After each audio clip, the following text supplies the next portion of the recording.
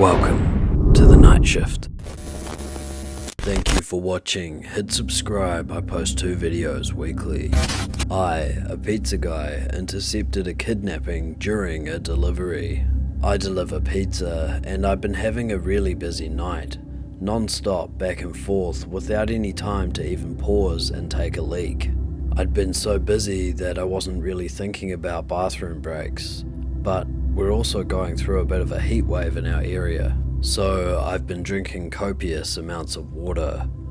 All of a sudden, as I was driving to this particular delivery, the urge to go hit me. Like, things went from 0 to 60 in an instant. Thankfully, I was close to the customer, so I could get this one over with quickly, or so I thought. I pulled up to the house and it was an area I'd delivered in before, so I could immediately see that something wasn't right.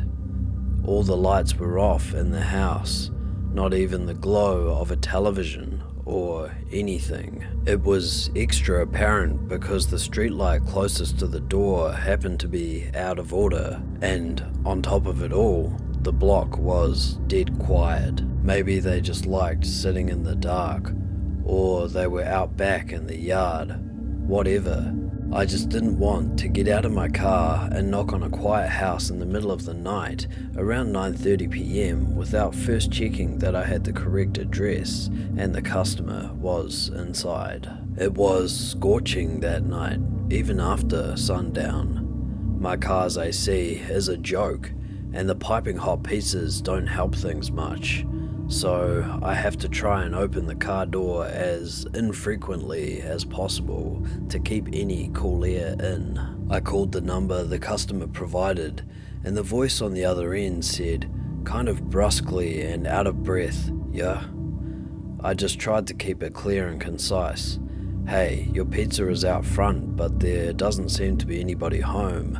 And the customer replied, still gasping for air, "Yeah, I'm not home." I had to pee so badly by that point that I was much less patient than I'd otherwise be with a customer right out of the gate. "Well, then we're going to have to terminate the order because I've arrived in the stated delivery window and you were supposed to pay in cash, so I don't know what to tell you. Plan ahead next time." I instantly regretted letting my bladder do the talking for me, as the voice on the other end came through more clearly as a young, bubbly, and very distraught girl who couldn't have been older than 20 or 25. "Oh my gosh, I'm so sorry. I was running down the street so I could barely hear you," she cried. "I just switched you out of my AirPods. Is that better? Sorry, I completely lost track of time at work, but I knew you were coming. That's why I'm literally running home right now. Please don't leave. I'm starving and I don't have a car. Seriously, please don't leave. 5 minutes tops, okay?" Plus, when I heard her voice, I began to remember more specifically having delivered to this place a couple of times before, and she'd always been perfectly nice. Now I felt bad for snapping at her. I tried to walk it back while simultaneously looking out my window for potential spots to pee. No, my bad. I'm letting the heat get to me, and it's not your fault. No need to rush. See you when you get here." I hung up and, while surveilling the street, was starting to think I was really out of luck. All the other houses had people in them and were close together, so there were no clumps of trees or out-of-the-way patches of land or anything. Of course, I had just tossed away my empty water bottle at the last delivery because I'm an idiot. Finally, I decided it was escalating to the point of an emergency, and the safest bet was to use a bush in front of the woman's house. She wasn't home. The streetlight was out so no one would see me. The people who were home were inside. My car was parked across the street, and we're a small shop who don't wear uniforms, so if someone did spot me, they'd have no way to connect me to my employer. Animals pee outside all the time. Humans are animals. This is fine. I scurried over to the tallest bush in her front yard. She didn't really have much of a yard, more just a walkway lined with bushes and flowers that ran adjacent to her front door. The biggest cluster of bushes The only one where I could be sure there would be no visible splatter on the side of the house was about 4 feet from her front door. I looked both ways, unzipped and let fly.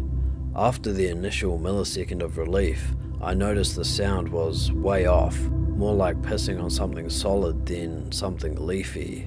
I started panicking, thinking I'd aimed wrong, but once I start, I can't stop midstream, so I kept squinting into the darkness to see if maybe I was hitting a key rock or something and could just move a few inches over. Instead, all of a sudden, I heard a way more concerning noise. A deep voice exclaiming, "What the fuck?"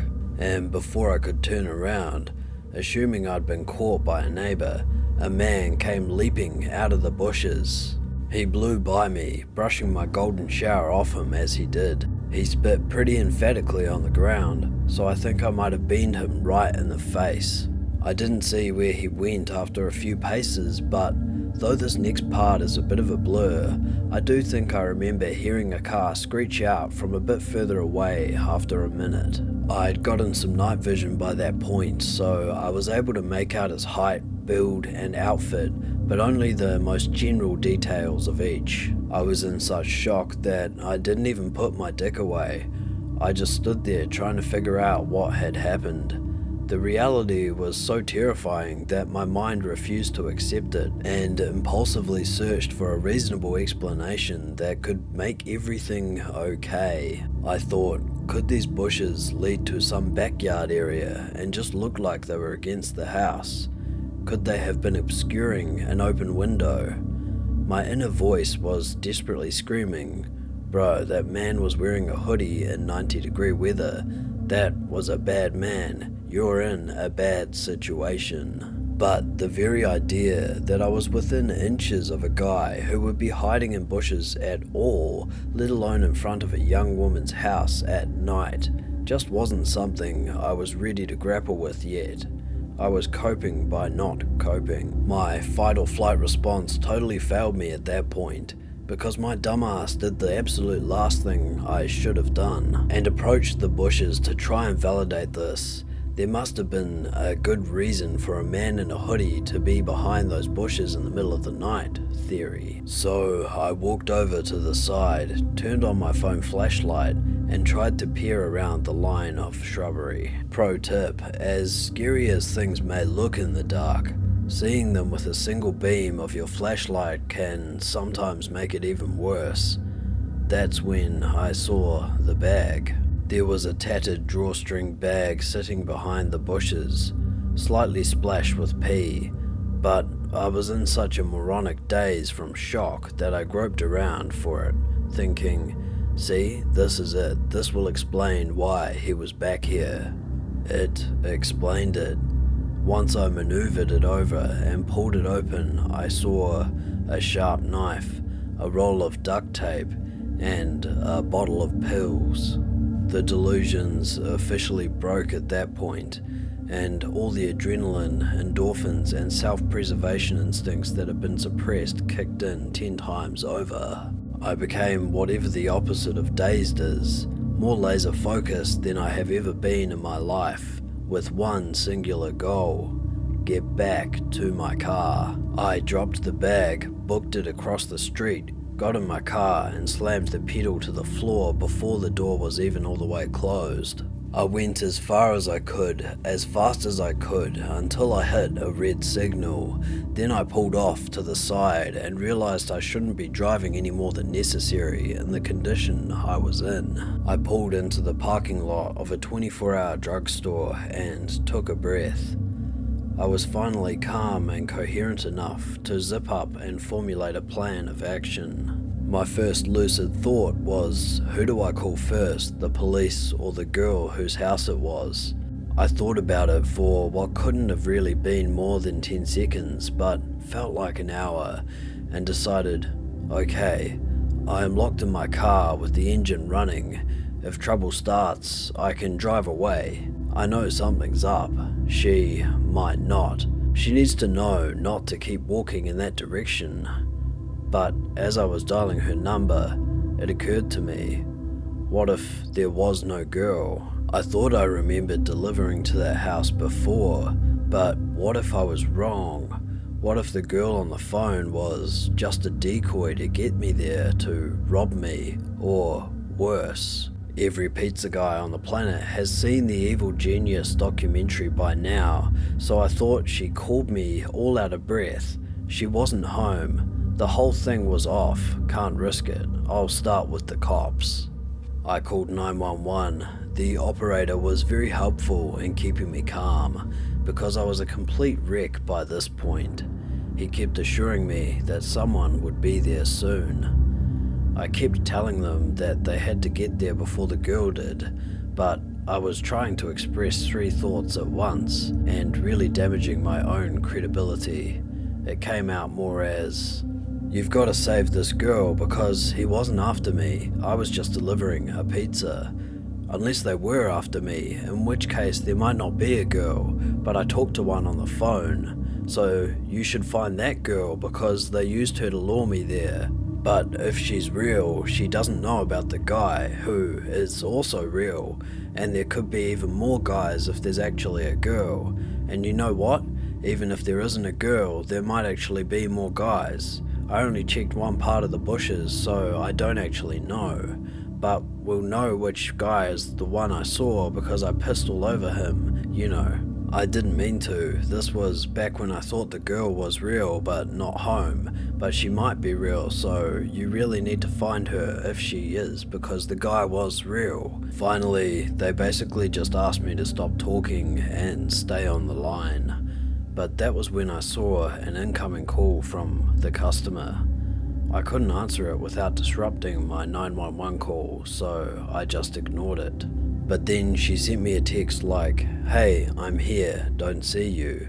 I told 911 she was there and they said officers were only minutes away, but who knows how long that meant, especially after I'd given such a scattered account of events in my panic.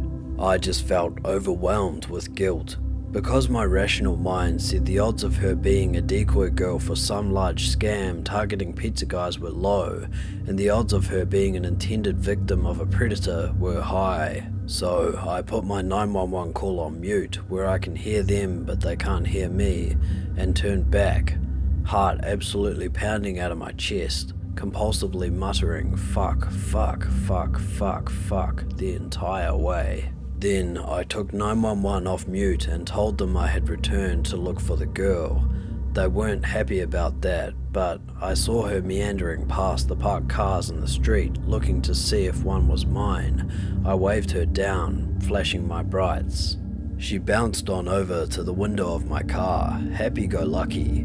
I figured that was a good sign that she wasn't in on whatever this was. But I was just so scared to be back in the general area and to not know what just happened or what was going to happen. I kept whispering, get in, and she was like, "Get it? Huh? Oh, you want me to get the pizza from the back?" I didn't want to make the same mistake with her that I made with 911, so instead of trying to tell the whole story, I stuck to the bare basic facts. "There was a man in your bushes. I'm on the phone with the police. I don't know where he is right now. Please get in the car so we can lock the doors." I was barely able to get those sentences out, and I was shaking like I'd had 10 cups of black coffee. I held up my phone with 911 on the call screen to verify it for her. I thought that was why she got in the car with no further explanation, but it turns out that wasn't entirely it. "You still there? Is she with you? Are you safe? Is anyone else there?" 911 kept checking in, not knowing who the third party I was talking to was. I reassured them, and we drove more cautiously this time, to a location 911 instructed us to wait at to speak with police after they cleared the area. I didn't actually have to do much after that. The police came pretty soon after. A police car met us. I gave a statement telling them everything I observed, and she went to go to speak to more officers in more detail than they needed me for. It turns out, the reason she got into a strange pizza guy's car without probing any deeper into my story is because she knew who the man was right away from my description. She had an abusive ex-boyfriend who was apparently psychotic enough that he immediately came to mind from hearing, "There's a guy in your bushes." She later called us to thank me and insist on leaving a huge tip. I wasn't there when the call came in, so the kid who answered didn't know to refuse to accept the money. But the manager already promised the next time we see her, we could load her up with enough 1 free pie cards to last a lifetime. Easily the scariest thing that has ever happened to me, on the job or off. I don't get the chance to tell the story much because I try to avoid sharing it with anyone who could possibly know the girl or know of the event. But I'm still not the same since. Even though I know he didn't have anything to do with me directly, this truly shook me to my core. So, man in the bushes, let's not meet.